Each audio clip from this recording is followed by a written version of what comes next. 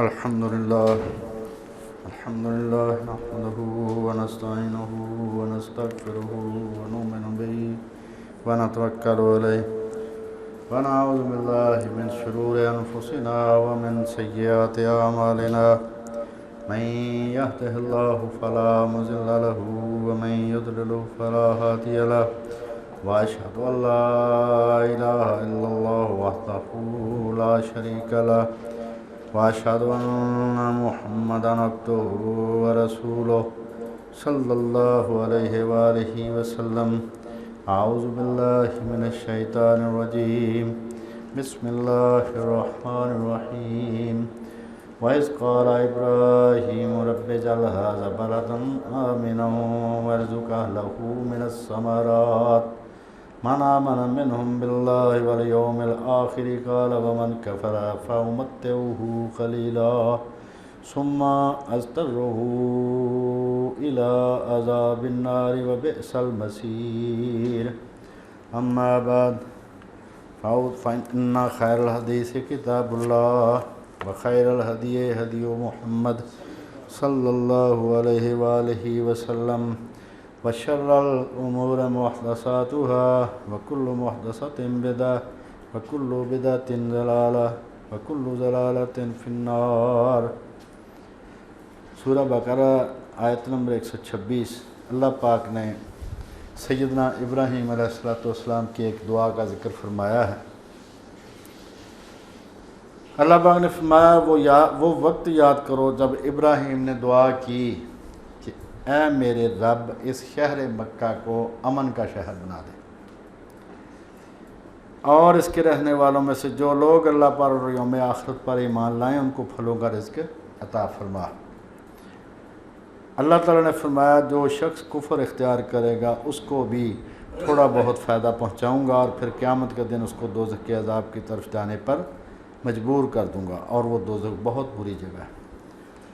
اس میں جو سیدنا ابراہیم علیہ السلام نے دعا فرمائی، ایک تو یہ کہ وہ نبی تھے، ان کو اللہ کی طرف سے وحی آتی تھی، وہ ہر کام جو بھی اس طرح کا کرتے تھے وہ اللہ کے حکم سے کرتے تھے. لیکن خالص دنیاوی لحاظ سے دیکھیں تو نبیوں سے بڑا دانا اور عقل مند کوئی نہیں. خالص دنیا داری. ان کو جو نبی نہیں مانتے وہ بھی اس دعا پر غور کریں تو سب سے پہلے آپ نے کیا مانا؟ امن مانگا. اگر امن ہے تو سب کچھ ہے، اگر امن نہیں ہے تو کچھ بھی نہیں. ہر شے تباہ ہو جائے گی، چاہے وہ گھر ہو، چاہے ادارہ ہو، چاہے ملک ہو، چاہے دنیا. یعنی اتنے دانا اور اتنے دانشمند، اتنے عقل مند ہوتے ہیں نبی علیہم الصلاۃ والسلام کہ ہمارا تو عقیدہ کہ ان کو اللہ پاک کی طرف سے ہدایت آتی ہے، وحی آتی ہے، تب وہ بات کرتے ہیں. لیکن جو لوگ ان کو نبی نہیں مانتے وہ بھی جب ان کی باتوں پر غور کریں تو پتہ چلتا ہے کہ ان سے بڑا دانا اور عقل مند کوئی نہیں تھا. سب سے پہلے آپ نے کیا مانگا؟ امن. اور اس کے بعد مانگا ہے رزق. جس کو دو چیزیں مل گئیں اب اس کو تیسری چیز کی ضرورت ہی نہیں. رزق کا مختصر یہ سمجھ لیں ہر وہ شے جو اللہ کی طرف سے ملے، بس مختصر یہ سمجھ لیں آپ، بجائے لمبی چوڑی تشریح کے. اس کی تشریح کافی ہے. جو کچھ اللہ کی طرف سے ملتا ہے وہ رزق ہے. اس میں زندگی بھی ہے، اس میں ایمان بھی ہے، اس میں صحت تندرستی بھی ہے، جسم کے اعضاء بھی ہیں، اس میں مال و دولت، گھر بار، زمین جائیداد بھی ہے، اور اس میں آل اولاد بھی ہے. اس میں دنیا میں جو مرتبہ ملتا ہے وہ بھی رزق ہی ہے. ہر شے جو اللہ کی طرف سے ملے وہ رزق ہے. اور سورہ بقرہ کی دوسری آیت میں جو فرمایا تھا، تیسری آیت میں شروع میں وَمِمَّا رَزَقْنَاهُمْ يُنْفِقُونَ کہ جو کچھ انہیں عطا فرمایا ہم نے اس میں سے وہ خرچ کرتے ہیں، وہ آگے دیتے ہیں. کیا اس میں صرف یہ نہیں کہ مال و دولت ہی آگے دینا ہے، اس میں اپنا علم بھی آگے دینا ہے. جو صلاحیت اللہ پاک نے دی ہے اس کو لوگوں پر خرچ کرنا یہ بھی اس انفاق کا حصہ ہے جس کا حکم دیا گیا ہے سورۃ بقرہ کے شروع میں.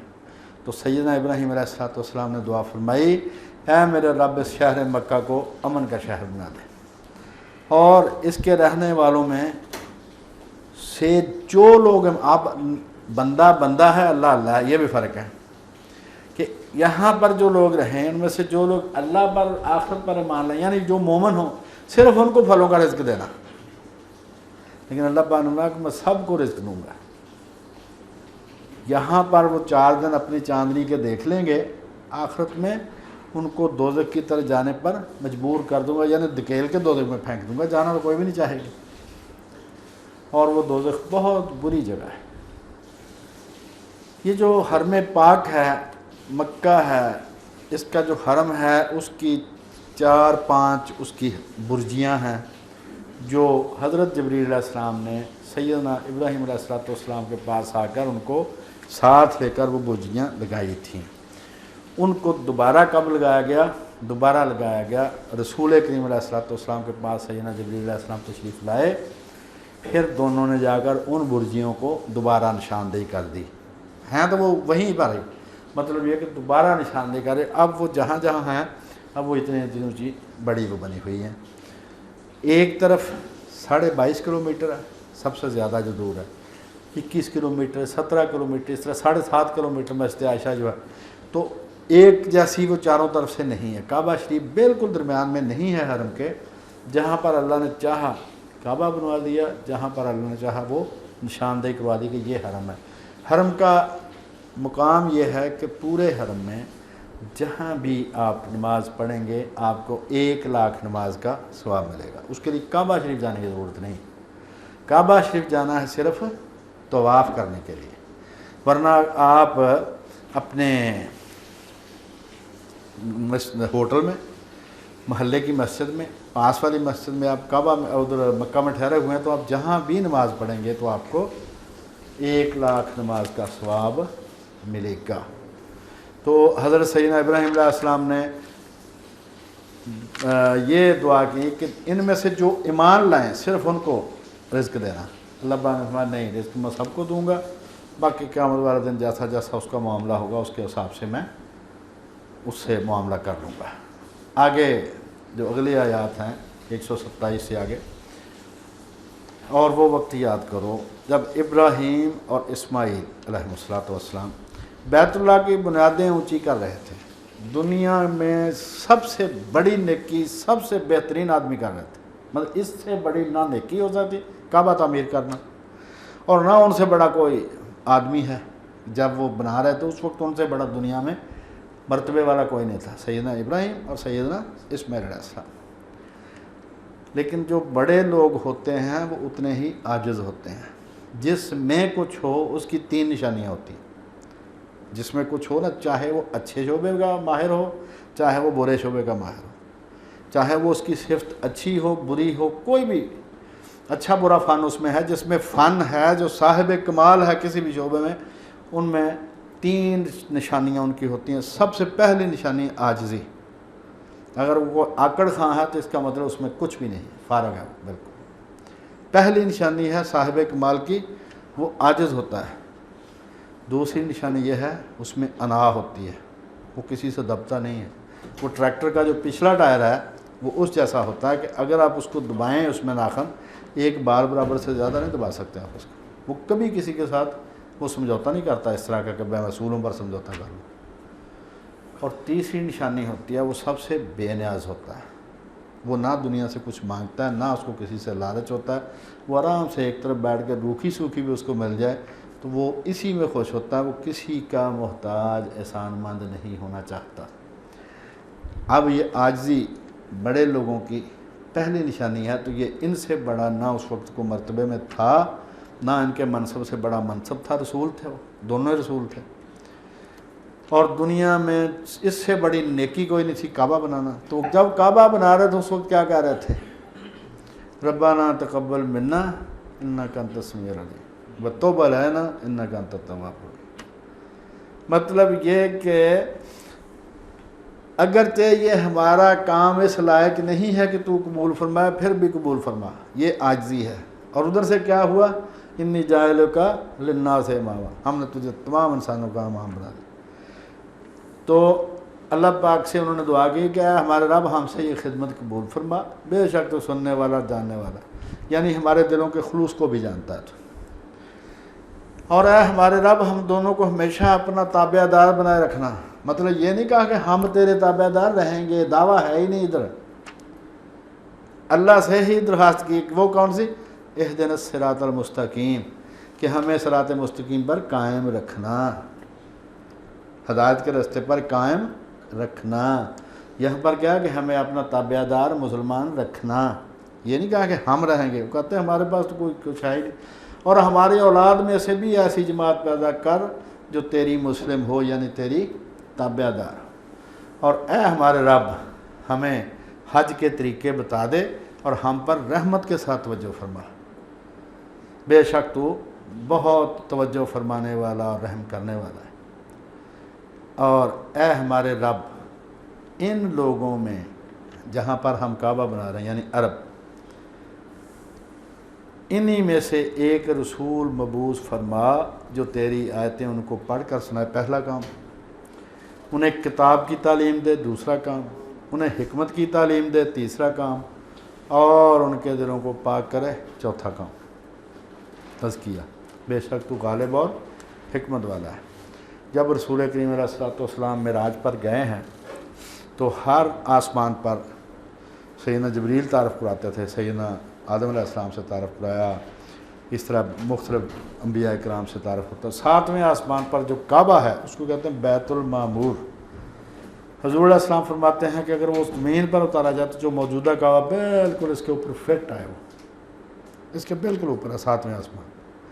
تو سیدنا ابراہیم علیہ السلام اس کے ساتھ ٹیک لگا کے بیٹھے ہوئے تھے جب آپ کا تعارف کرایا ہے حضرت جبریل نے، اور حضور سے کہا کہ ان کو سلام کریں۔ اب دیکھیں گے علم غیب تو صرف اللہ کو ہی ہے، ویسے ہم جو مرضی ہم کہتے ہیں۔ تو حضور نے پوچھا یہ کون ہے؟ ہر آسمان پر جب بھی کسی نبی سے تعارف ہوا تو حضور نے پوچھا کہ یہ کون ہے، اور انہوں نے پوچھا کہ یہ کون ہے۔ تو حضرت جبریل نے کہا یہ آپ کے باپ ہیں ابراہیم علیہ السلام۔ تو جب انہوں نے سلام کیا تو حضرت ابراہیم نے پوچھا کہ یہ کون؟ انہوں نے کہا جی یہ آپ کی اس دعا کا جواب ہے، یہ جو دعا ہے نا اس میں کیا اللہ ان میں ایک رسول پیدا کر، یہ اس کی ربنا وابعث فیہم رسولا منہم یتلو علیہم آیاتک ویعلمہم الکتاب والحکمۃ ویزکیہم انک انت العزیز الحکیم۔ تو انہوں نے کہا کہ یہ جو آپ نے دعا مانگی تھی نا، یہ اس کا جواب یہ آپ کے سامنے کھڑا ہے، آپ کی اولاد میں سے اللہ نے عرب میں رسول بنا کر بھیجا۔ تو پھر انہوں نے تعارف کرایا سارا کچھ۔ تو انہوں نے پھر کہا کہ اپنی امت سے جا کر میرا ایک پیغام دے دینا، میرا ایک تو میرا سلام کہنا اس امت اپنی امت کو، دوسرا ان کو پیغام یہ دینا کہ جنت کی زمین انتہائی زرخیز ہے، جو بھی آپ اس میں بوئیں گے بنائیں گے وہ اس کو بڑا سنبھالنے والی اور بڑا اس میں اضافہ کرنے والی ہے، لیکن اس وقت وہ بالکل بنجر پڑی ہوئی ہے۔ جو نیکی تم کرو گے وہ ایسی چیز یہاں پر بن جائے گی۔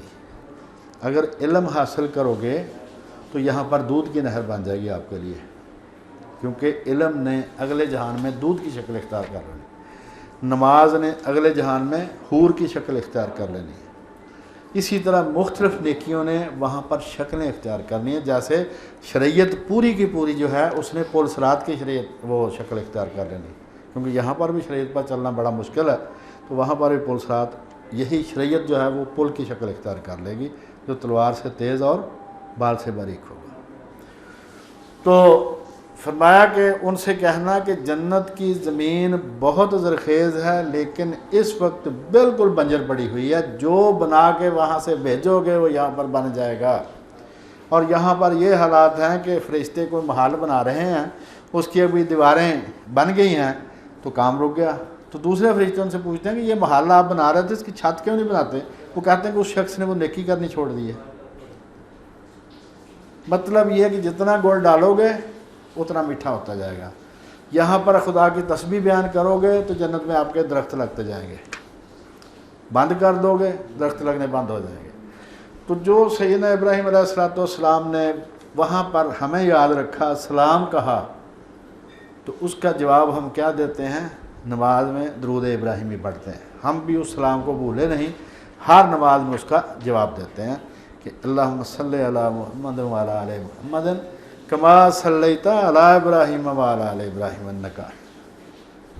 تو ہم بھی اس سلام کو یاد رکھتے ہیں۔ تو سیدنا ابراہیم علیہ السلام نے جس وقت کعبہ بنا رہے تھے، دنیا میں سب سے بڑی نیکی کر رہے تھے، اس وقت انہوں نے دعا کی کہ اے اللہ انہی میں سے ایک رسول بھیجنا جس کے جو 4 کام کرے. پہلا کام ہے جو تیری آیتیں ان کو پڑھ کر سنائے، یعنی آیات کی تلاوت کرنا بھی نیکی ہے. آیات کی تلاوت بھی نیکی ہے. انہیں کتاب کی تعلیم دے. کتاب سے مراد ہے قانون. جیسے کتب علیکم الصیام، تم پر روزے رکھنے کا قانون مقرر کر دیا گیا. تو کتاب سے مراد کیا ہے؟ اچھا، فیہا کتب قیمہ، قرآن مجید کی تعلیم میں ایک صورت میں آتا ہے کہ اس میں وہ قوانین ہیں جو بالکل اٹل قوانین ہیں، پکے قوانین میں کوئی نقص نہیں. تو کتاب کی تعلیم دے یعنی شریعت اسلامی کی تعلیم دے. آگے آ گیا اور انہیں حکمت کی تعلیم دے. حکمت کیا؟ کہ وہ کام کیوں کرنا ہے، اس کی حکمت بھی بتائے، اس کا فلسفہ بتائے کہ اس کی وجہ یہ ہے. کتب علیکم الصیام کما کتب علی الذین من قبلکم لعلکم تتقون، تاکہ تم متقی بن جاؤ. وہ اس کی وجہ بھی بتائے کہ یہ کام کیوں کرنا ہے، اور ان کے دلوں کو پاک کر دے. تزکیہ کا اصل معنی ہے ٹو امپروو، ٹو گرو، اس کو بڑھانا، نشو و نما دینا. تو اللہ پاک نے فرمایا کہ اس وقت سیدنا ابراہیم علیہ السلام نے یہ دعا مانگی کہ یہ 4 کام وہ نبی تیرا اس میں کرے. تو یہ جو ہے کعبہ شریف اور یہ مکہ مکرمہ، اس کے بارے میں قرآن مجید میں مختلف جگہوں پر بیان ہے. مثلا سورہ آل عمران کی 96 نمبر آیت میں ہے ان اول بیت وضع للناس للذی بمکہ، سب سے پہلا گھر جو لوگوں کی عبادت کے لیے بنایا گیا وہ مکہ میں ہے، یعنی کعبہ شریف. اسی طرح سیدنا ابراہیم کی دعا ہے اس میں سورہ ابراہیم میں 37 نمبر آیت میں، اے ہمارے رب، میں نے اپنی اولاد کو ایک ایسی وادی میں تیرے گھر کے پاس آباد کیا ہے جو عزت والا گھر ہے، اور وادی ایسی ہے جس میں کوئی کھیتی نہیں ہوتی، بنجر بے آباد. اب بنجر اور بے آباد علاقے میں کیا کیا پھر اللہ پاک نے؟ ایک تو پانی فراہم کر دیا زمزم. دوسرا، دنیا کے ہر ملک میں کوئی پھل کمی ہو سکتی ہے یا کوئی قسم نہیں ہو سکتی، لیکن مکہ میں اللہ پاک نے جن کو موقع عطا فرمایا وہ دیکھ کے آئے ہیں کہ وہاں پر دنیا جہان کے پھل وہاں پر ہے، دنیا کے ہر پھل کی ہر قسم وہاں پر ہے. تو اللہ پاک نے اس بے آباد آبادی جو اب بھی بے آباد ہے، اب بھی بنجر ہے، تو اس میں وہاں پر. تو اسی طرح یہ کعبہ شریف کے بارے میں جو آیت ہے اس کے بعد آگے اللہ پاک نے فرمایا، سیدنا ابراہیم علیہ السلام کا ذکر خیر جاری ہے کہ اللہ پاک کے اللہ پاک کے دربار میں ان کا مرتبہ یہ ہے کہ ان کے طریقے کی پیروی کرنا سب پر لازم ہے. سیدنا ابراہیم کے طریقے کی پیروی کرنا سب پر لازم ہے. اور آیت نمبر 130 سے آگے فرمایا، اور ابراہیم کے طریقے سے کون منہ موڑ سکتا ہے سوائے اس کے جو بیوقوف ہو. سوائے بیوقوف کے حضرت ابراہیم کے طریقے سے کوئی آدمی منہ نہیں موڑے گا. عقل مند جو ہے وہ ان کے طریقے کی پیروی کرے گا. اور ابراہیم وہ ہیں کہ ہم نے ان کو دنیا میں بھی منتخب کیا تھا، وَلَقَدِ اسْتَفَيْنَاهُ فِي الدُّنْيَا وَإِنَّهُ فِي الْآخِرَةِ لَمِنَ الصَّالِحِينَ، اور آخرت میں بھی وہ صالح لوگوں میں سے. صالح سے مراد کیا ہے؟ ایک تو ہم نیک ترجمہ کرتے ہیں فٹ فار کس کے لیے؟ خدا کے جو دربار ہے اس میں بیٹھنے کے لائق. تو جو صالح ہونا ہے یہ کوئی چھوٹا موٹا مرتبہ نہیں ہے. وہاں پر صالحین ہوں گے انبیاء اکرام علیہم السلام. تو اللہ نے کن کو چنا ہے؟ سورہ نساء میں انبیاء کو، صدیقین کو، شہداء کو، صالحین کو. تو صالح سے مراد وہ لوگ جو انبیاء کے پاس بیٹھنے کے لائق ہوں، جو خدا کے دربار میں جو وہاں پر مجلس ہوگی اس میں بیٹھنے کے جو لائق ہوں گے ان کو کہتے ہیں صالح، یعنی فٹ فار اس کو کہتے ہیں صالح. نیک تو ہوگا تو اسی لیے ہوگا. تو اللہ تعالیٰ نے فرمایا کہ ہم نے ان کو دنیا میں بھی منتخب کر لیا. دنیا میں اتنا منتخب کیا کہ تینوں آسمانی مذاہب، جن کو سامی مذاہب ان کو اس لیے کہتے ہیں کہ حضرت سیدنا نوح علیہ السلام کے جو 3 بیٹے تھے، حام، سام اور یافس، ان میں سے جو سام ہے ان کی اولاد ہے یہ فلسطین میں اور عرب میں. تینوں مذاہب جو ہیں یہودیت، عیسائیت اور یہ اسلام، یہ ان کی اولاد کے لوگوں میں آئے. تو ان کو تینوں کو کہتے ہیں سامی مذاہب. سین الفا کے ساتھ ہے یہ۔ تو دنیا میں منتخب اس طرح ہوئے کہ تینوں ہی مذاہب کہتے ہیں کہ سیدنا ابراہیم ہمارے پیشوا، کوئی ان سے برات کا اظہار، باقی کسی نبی کو مانتا ہے کوئی نہیں مانتا، ان کو سارے مانتے۔ دنیا میں تو اس طرح انتخاب ہوا اور ہر کوئی ان سے نسبت کر کے اپنے آپ کو فخر محسوس کرتا ہے۔ دوسرا، قیامت والے دن بھی وہ صالحین میں سے ہوں گے، اور وہ شخصیت وہ ہے، اللہ پاک نے فرمایا کہ جب ان کے رب نے ان سے کہا کہ تابع دار بن جا تو وہ تابع دار بن گئے، یعنی اللہ نے کہا مسلمان بن جا تو وہ مسلمان بن گیا۔ مسلمان سے مراد وہ مسلمان تو تھے، یعنی جب ان سے اللہ پاک نے آزمائشوں کے ذریعے ان کا امتحان لیا تو اللہ پاک نے فرمایا کہ میں نے چیک کیا ان کو تو وہ ہر حال میں میرے تابع دار ہی نکلے۔ اور پھر ابراہیم نے اپنے بیٹوں کو بھی اس بات کی وصیت کی، اور یعقوب نے بھی، یعنی سیدنا ابراہیم علیہ السلام، سیدنا اسحاق علیہ السلام اور پھر ان کے بیٹے سیدنا یعقوب، سب کی اپنی اولاد کو یہی وصیت تھی کہ اے میرے بیٹو، بے شک اللہ نے تمہارے لیے دین اسلام پسند فرمایا ہے، لہذا تمہیں ہرگز موت نہ آئے مگر اس حال میں کہ تم مسلم ہو، یعنی دین اسلام پر تمہارا خاتمہ ہو۔ کل انبیاء کا ایک ہی دین تھا، وہ ہے اسلام۔ اسلام کیا ہے؟ تابع داری۔ تابع داری کیا؟ اصل میں اس کا معنی سرنڈر، ہاتھ کھڑے کر دینا کہ جناب میں آپ کے ساتھ کوئی مقابلہ نہیں کروں گا، میں آپ کی مخالفت سے باز آ گیا، میں آج کے بعد آپ کا تابع دار بن کر۔ یہی دین تھا کل انبیاء کا، اسی کو کہتے ہیں اسلام۔ اب اس کے بعد آگے جو ہے آیت نمبر 133 سے آگے اللہ پاک نے فرمایا اور اے بنی اسرائیل، یہ بنی اسرائیل کو بھی مخاطب اللہ پاک نے سورہ بقرہ میں زیادہ تر بنی اسرائیل کو ہی خطاب کیا ہے۔ سورہ الحمد جو ہے، فاتحہ جو ہے، اس کے آخر میں جو لفظ آتے ہیں غیر المغضوب علیہم ولا الضالین، مغضوب علیہم سے مراد یہودی اور ولا الضالین سے یعنی گمراہ سے مراد یہ عیسائی۔ تو چونکہ پہلے مغضوب علیہم کا تذکرہ تھا، لہذا سورۃ بقرہ میں یہودیوں کا تذکرہ ہے، ان کے بعد تذکرہ تھا ولا الضالین کا، لہذا سورۃ آل عمران میں عیسائی حضرات کا تذکرہ ہے۔ تو یہاں پر یہودیوں کو مخاطب کر کے کہا اے بنی اسرائیل، جب یعقوب کو موت آئی تو کیا تم اس کے پاس موجود تھے؟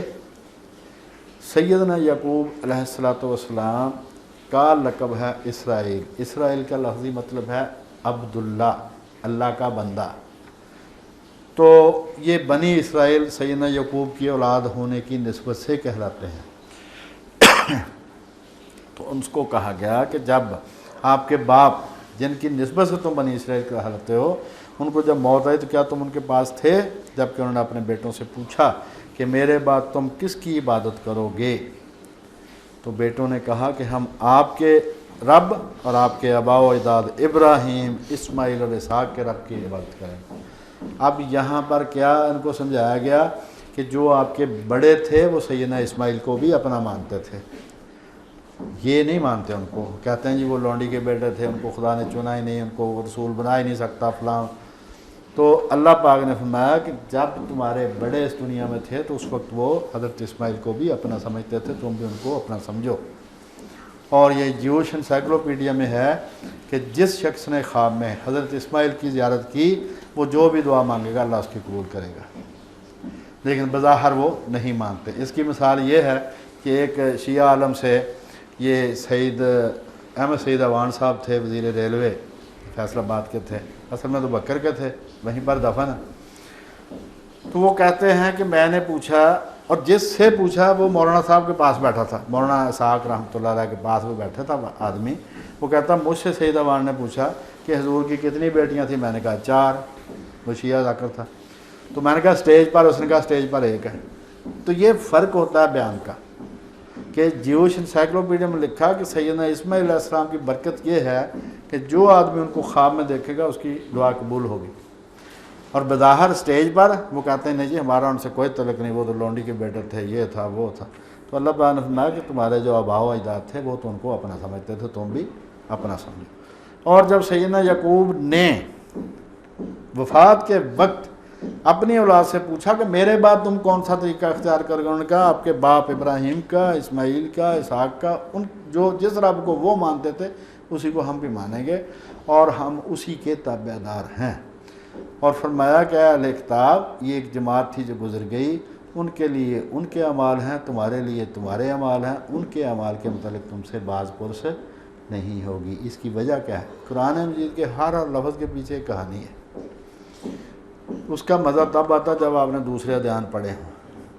یہ مسئلہ یہ ہے کہ وہ کہتے ہیں کہ ابراہیم ہمارا باپ ہے، جیسے ہم نہیں اٹھتے بیٹھتے کہتے یا اللہ، اس طرح وہ یہودی جہاں اٹھتے بیٹھتے کہتے ہیں ابراہیم ہمارا باپ ہے، یعنی اللہ میاں کو یاد کراتے رہتے ہیں کہ ہم ابراہیم کی اولاد ہیں، یعنی ہمیں دوزخ میں نہ بھیجنا۔ وہ کہتے ہیں کہ ہم ابراہیم علیہ السلام کی اولاد ہیں، ہم دوزخ میں نہیں جائیں گے، اور جو کوئی دوزخ کی جس کو سزا اللہ دے گا بھی، حضرت ابراہیم دوزخ کے دروازے پر بیٹھے ہوں گے، وہ وہاں پر ختنے چیک کریں گے، جس کے ختنے ہوئے ہوں گے اس کو وہ دوزخ میں نہیں جانے دیں گے، یعنی وہ یہودی ہے۔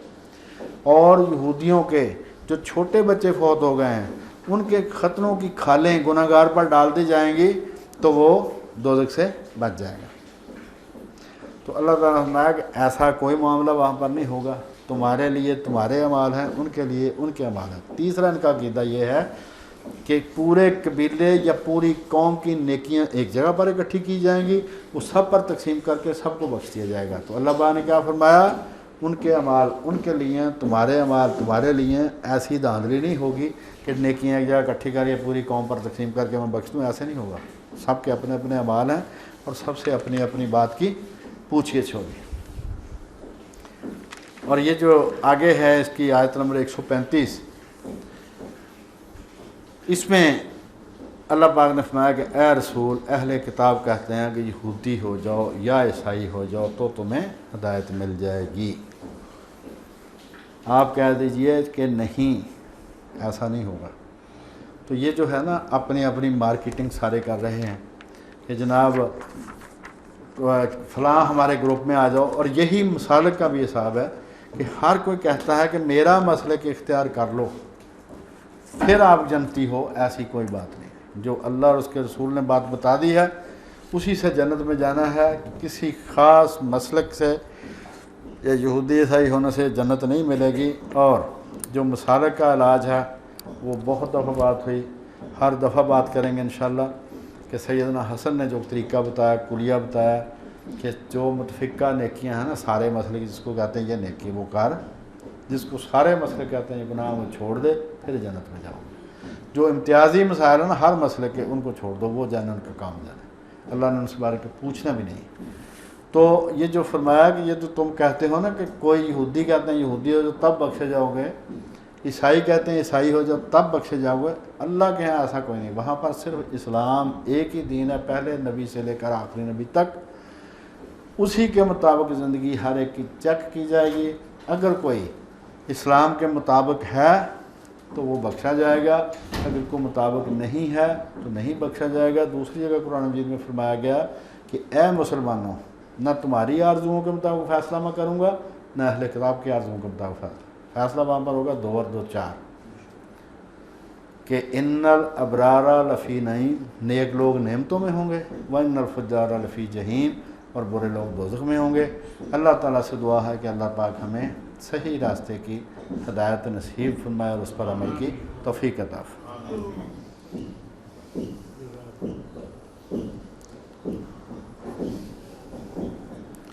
الحمدللہ رب العالمین الرحمن الرحیم، اللہم صلی علی محمد وعلی آل محمد کما صلیت علی ابراہیم وعلی آل ابراہیم انک حمید مجید، اللہم بارک علی محمد وعلی آل محمد کما بارکت علی ابراہیم وعلی آل ابراہیم انک حمید مجید، رب اجعلنی مقیم الصلاۃ ومن ذریتی ربنا وتقبل دعا، ربنا اغفر لی ولوالدی وللمؤمنین یوم یقوم الحساب، ربنا آتنا فی الدنیا حسنۃ وفی الآخرۃ حسنۃ وقنا عذاب النار، یا ذا الجلال والاکرام، یا حی یا قیوم برحمتک استغیث، اصلح لی شانی کلہ ولا تکلنی الی نفسی طرفۃ عین ولا الی احد من خلقک ابدا، سبحان ربک رب العزۃ عما یصفون وسلام علی المرسلین والحمد للہ۔